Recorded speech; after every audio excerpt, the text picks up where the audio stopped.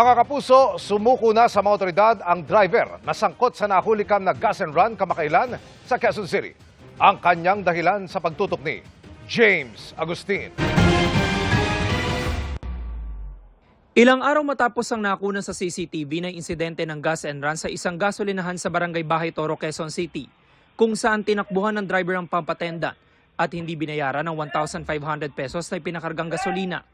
Sumuko na ang 38 anyo sa driver.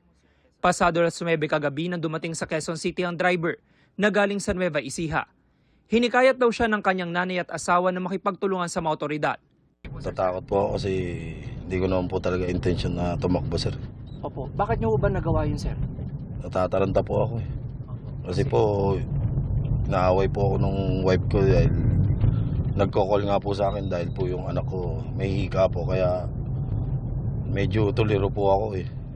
Kaya hindi ko na rin po naisip kung na-scan ba yun or hindi na-scan eh. Diretso po ako, nagmamadali po ako. Unang nakipag-ugnayan sa Holy Spirit Police Station ng driver. I-turn over naman siya sa Project 6 Police Station na nakakasakop sa pinangyarihan ng insidente. Sa police station, nagkaharap ang driver at 20 anyos na pampatenda. Todo ang pagsisisi ng driver. Gusto ko pong humingi ng tawad sa kanya para lang po sa mga anak ko kasi naghahanap buhay po ako eh. May sakit po talaga yung kambal kong anak na hika po. Willing naman po ako magbayad, sir, kung yung danyos po na nagawa ko sa kanya. Desidido naman ang pampatendant na sampahan ng reklamong estafa ang driver. Itutuloy ko po yung demanda sa kanya. Kasi nga po, nagtatrabaho lang po ako ng maayos, tapos ganun pa yung mangyayari. Gusto ko lang po na, sir, lumaban po kayo ng patas. Kasi ako nga po, nagtatrabaho ko ng maayos, galing pa akong probinsya. Bago ang nangyaring pagsuko, natukoy ng pulisya sa tulong ng CCTV ang plate number ng kotse na minamaneho ng driver. Doon na pag-alaman kung kanino ito nakarehistro. Dahil na-identify po natin through our coordination with other government agencies like LTO, nakuha po natin yung records niya, nakuha natin yung address niya. Pinuntahan po natin kanina sa Nueva Ecija.